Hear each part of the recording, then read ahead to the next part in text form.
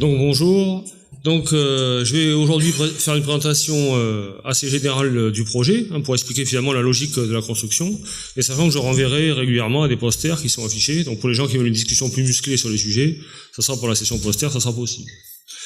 Donc le projet donc s'appelle donc stratégie innovante avec un objectif de sécurisation des productions animales. Donc ce qu'on vient de voir en fait, c'est que les enjeux sanitaires sont prescripteurs. C'est-à-dire qu'aujourd'hui, l'enjeu est bien de protéger la population. L'exposition alimentaire est donc à réduire le plus possible, et bien que les produits animaux terrestres soient de faibles contributeurs de manière générale, c'est-à-dire pour la population générale, on a pu voir que dans les circuits, on va dire d'autoconsommation, ou certains, on va dire entre guillemets circuits courts, ils peuvent avoir une contribution non négligeable. Donc l'enjeu, bien sûr, c'est de réduire la contamination de ces denrées, et sachant qu'il y a un encadrement qui existe par rapport à des teneurs réglementées.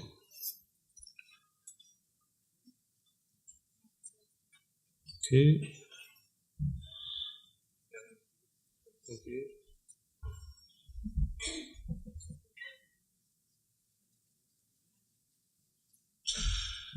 Alors, par rapport à cette contamination des sols, on a entendu parler de pas mal d'innovations, et dans les innovations agronomiques, je vais prendre un exemple, c'est que la contamination des sols fait peser en fait une menace finalement sur la valorisation alimentaire. Donc on a pu voir des arrêts d'activité agricole ou des arrêts de type d'activité agricole par rapport à certains sols pollués. Et si je prends l'exemple de la valorisation alimentaire, donc il y avait dans un contexte d'agroécologie, par exemple, il a été proposé d'installer des volailles pour maîtriser les couverts végétaux sous les vergers. Donc c'est à l'occasion qu'on s'est rencontré avec Magali Janoyer. Et finalement, la présence de contamination de chlordécone dans les sols a fait que les volailles qu'on allait mettre sur ces sols-là seraient trop contaminées, ne pourraient pas être consommées. Donc finalement, ça a bloqué l'innovation agronomique de ce point de vue. Donc l'enjeu du projet, c'est de contrecarrer quelque part cette menace sur la valorisation alimentaire, tout en bien sûr protégeant la population, et si possible, bien sûr, de continuer à maintenir l'activité agricole. Alors cette activité agricole, le sujet là, c'est l'élevage, et il faut rappeler quelque part les enjeux qui tournent aussi autour de l'élevage sur un territoire. Donc là, je vais aller directement sur la partie basse de la diapositive. Il ne faut pas oublier qu'il y a des services écosystémiques qui ont été évalués à l'échelle nationale par un projet EFES, et notamment dans lequel l'INRA est présente pour les écosystèmes agricoles. Il ne faut pas oublier que ces animaux qu'on voit aussi sur le territoire, ils contribuent à un certain nombre de services. Alors, services d'approvisionnement alimentaire, tout le monde a à l'esprit, puisqu'on parle de sécurité des aliments. Il ne faut pas oublier les aspects paysagers. Quand on sort de l'aéroport en Guadeloupe, je pense qu'en 30 secondes, on est déjà tombé sur un bovin au piquet. Donc c'est une réalité, avec des délaissés routiers par exemple qui vont être pâturés. On a des aspects environnementaux, c'est-à-dire que la présence d'eau, aujourd'hui on parle de la chlordécone, mais il y a beaucoup d'autres molécules qui se promènent, et en général, quand on veut protéger des captages, la première couverture du sol qui est proposée, qui est protectrice, c'est soit la forêt, soit la prairie. Ensuite, des aspects systémiques, c'est-à-dire qu'on a des systèmes qui reposent sur une complémentarité entre élevage et culture, donc ça veut dire qu'une menace sur l'élevage, c'est aussi une menace sur les systèmes de polyculture élevage, en termes de... Les aspects sociaux, ça a été évoqué tout à l'heure par Monty, mais c'est vrai que c'est important. Le don, pouvoir donner dans la vie, c'est important. Donc finalement, il y a un aspect social là-dedans qui est à ne pas négliger. Un aspect développement local. Donc les îles ont aussi misé sur un tourisme qui était censé ramener de la richesse sur les îles, et on peut imaginer que les produits locaux contribuent à l'attrait pour des touristes extérieurs. Donc bien entendu, il faut aussi garantir à la fois pour la population locale que ces produits locaux soient sains. Et puis un aspect aussi patrimonial, parce que derrière ces animaux, il y a aussi des patrimoines génétiques, des patrimoines de savoir-faire, patrimoines culturels, et qui sont intimement liés à la survie de ces élevages. Donc c'est pour ça qu'on a pris comme position de départ le fait de défendre, entre guillemets, la capacité à pouvoir élever des animaux malgré la menace de la chlordécone. Ce qui veut dire que dans un contexte de contamination par la chlordécone, si les mesures adéquates ne sont pas prises, on a un animal qui est chargé, donc il est représenté ici par le trait rouge. Donc à la fois on a un niveau qui est relativement haut, et si c'est rouge, on va dire c'est que c'est pas bon par rapport à l'enjeu santé.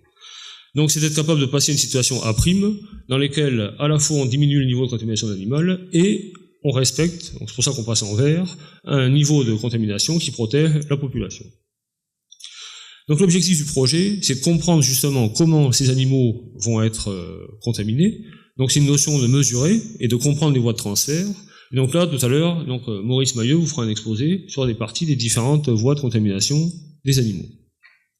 Sachant que suivant l'espèce, suivant le mode d'élevage, c'est-à-dire le système, et suivant l'état du milieu, on va avoir une contamination des animaux qui va varier. Et le deuxième objet du projet, c'est d'agir. C'est-à-dire qu'une fois qu'on a compris comment ça se passait, on peut identifier les voies et à ce moment-là proposer donc des solutions qui évitent donc l'exposition des animaux. Donc là-dedans, on va retrouver les pratiques d'élevage et on va retrouver aussi la notion de séquestration. Alors ça, c'est important d'en parler puisque de manière contre-intuitive, par rapport à, on a vu tout à l'heure la rétention par les sols de la chlordécone, dont on a du mal à se débarrasser, et on s'est aperçu que quand on donne un sol à un animal, finalement, le passage dans le tractus digestif d'une faible quantité de sol amène, on va dire, un débobinage de la structure du sol, ce qui fait que finalement le polluant est quasiment entièrement disponible pour l'animal. Donc, si on arrive à séquestrer, on va dire, on part d'une quantité totale qui est quasiment absorbable, dès qu'on va on va dire diminuer cette biodisponibilité, on va affecter de manière significative la contamination des animaux derrière. C'est pour ça qu'on croit aussi à cette possibilité de séquestration dans un contexte d'élevage. Après, les conditions d'application. Donc là, je vous renvoie au poster de Mathieu Delano.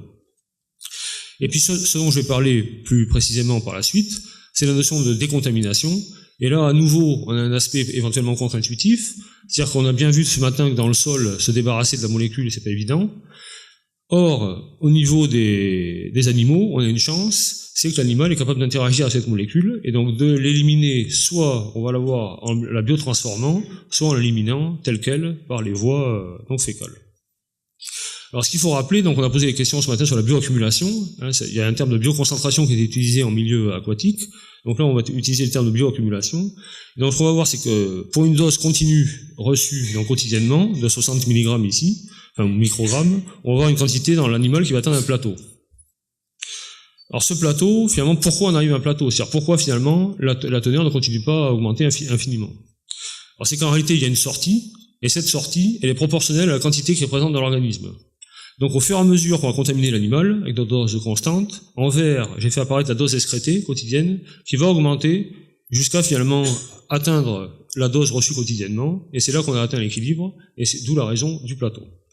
Donc la bonne nouvelle là-dedans, c'est que si on arrive à un plateau, c'est forcément qu'il y a une sortie, et donc cette sortie, on peut l'utiliser peut-être en méthode d'élevage pour rabaisser la contamination des animaux qui auraient été exposés fortement.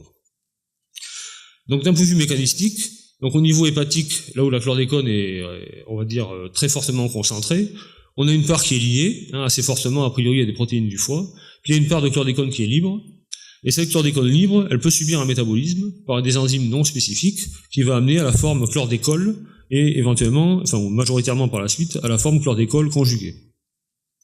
Donc le schéma est simplifié, mais il est quand même assez ramifié. Donc de cette production dans le foie, on a une première voie de sortie qui est la bile, sous forme donc chlordécone et chlordécole conjuguée. Et l'arrivée dans les fesses, il y a une petite biotransformation dans le tube digestif, on va retrouver de la chlordécone et du chlordécole, cette fois-ci déconjugué.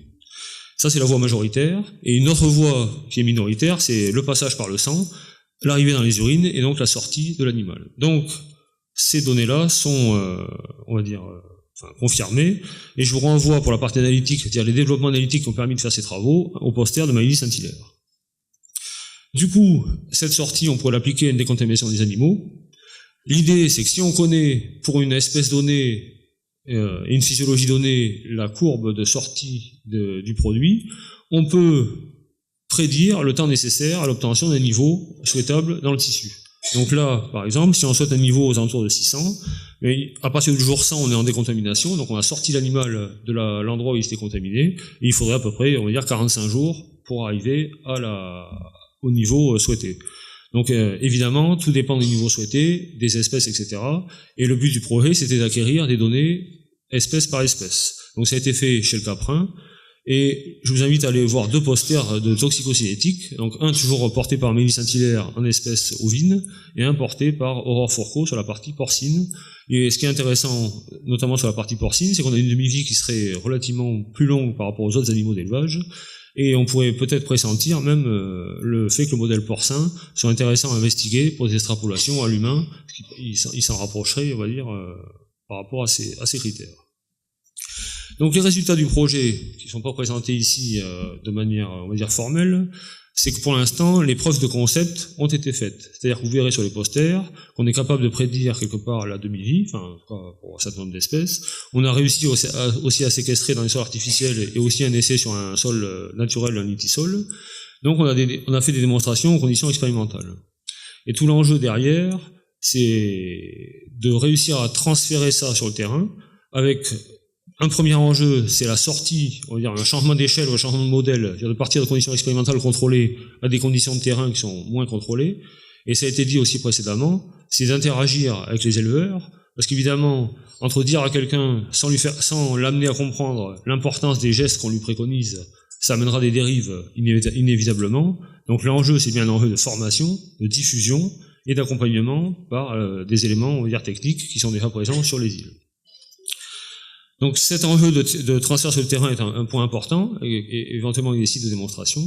Et une question qui est également souvent posée, c'est que si on considère qu'on veut décontaminer un animal, c'est qu'à un moment donné, on va bien devoir le retirer de la zone dans laquelle il est exposé, pour le mettre dans une zone qu'on pourrait appeler propre, et à ce moment-là se pose la question du transfert de contamination par les déjections. Je vous dis qu'on a vu que ça sortait donc par les fesses. Donc là, on va dire, il y a plusieurs façons de voir les choses. Il y a des bilans quantitatifs qu'on est tout à fait capable de faire. On est capable de dire, si on décontamine pendant 20 ans X bovins sur une parcelle, le flux de chlordécone que ça représente. Après, c'est pas à moi de dire si c'est acceptable pour la population ou pas. Donc là, c'est aux acteurs de se positionner. Et si ça n'est pas acceptable, par exemple, après, on peut aussi imaginer des solutions pour traiter éventuellement ces déjections. Enfin, tout ça, ça se discute. Et sur les enjeux économiques, puisqu'on parle de modification de pratiques, etc., on a bien conscience aussi que les acteurs vont être amenés à modifier leurs pratiques, donc à avoir des coûts éventuellement supplémentaires. Et là, je vous invite à voir la création d'un modèle bioéconomique. Et donc, c'est un poster présenté par Valérie Anjon. Et pour finir, donc ce projet, puisque j'ai présenté au début de manière anonyme, donc il est, on va dire, porté par un consortium de partenaires scientifiques, donc des partenaires comme l'URZ de Petit-Bourg, des labos d'économie à Paris, Covachim qu'on a vu déjà dans la journée, l'ANSET Maison Alfort, Liège avec le célèbre Jean-Pierre Thomé, le labo Chrono-Environnement Besançon, et donc le laboratoire auquel j'appartiens à Nancy. Et ce qui est important aussi, c'est qu'on a essayé d'établir un partenariat privilégié avec des acteurs locaux, on va dire plus de terrain, donc une plateforme tropicale d'expérimentation animale, et aussi le groupement de défense sanitaire en Martinique, avec lequel on échange. Et on a essayé aussi de diffuser quelque part la logique de travail au travers de réunions, on va dire, j'ose pas dire régulières, mais enfin on va dire tous les 2 ans, et un contact avec les DAF sur les 2 îles. Et je vous invite, si les éléments vous intéressent, on a essayé aussi de communiquer sur ces résultats, donc d'un point de vue scientifique, parce que c'est notre métier, mais aussi à travers un site dédié à l'ANR, donc qui est présenté ici, et des plaquettes ont également été élaborées. Donc pour l'instant, c'était des plaquettes qui étaient élaborées pour accompagner le questionnaire déposé auprès des éleveurs, et pour le mois de décembre, on va construire une plaquette de diffusion des principaux résultats obtenus dans le projet. Donc sur ce, je vous remercie pour votre attention, et j'aurai l'occasion de répondre aux questions pour la suite.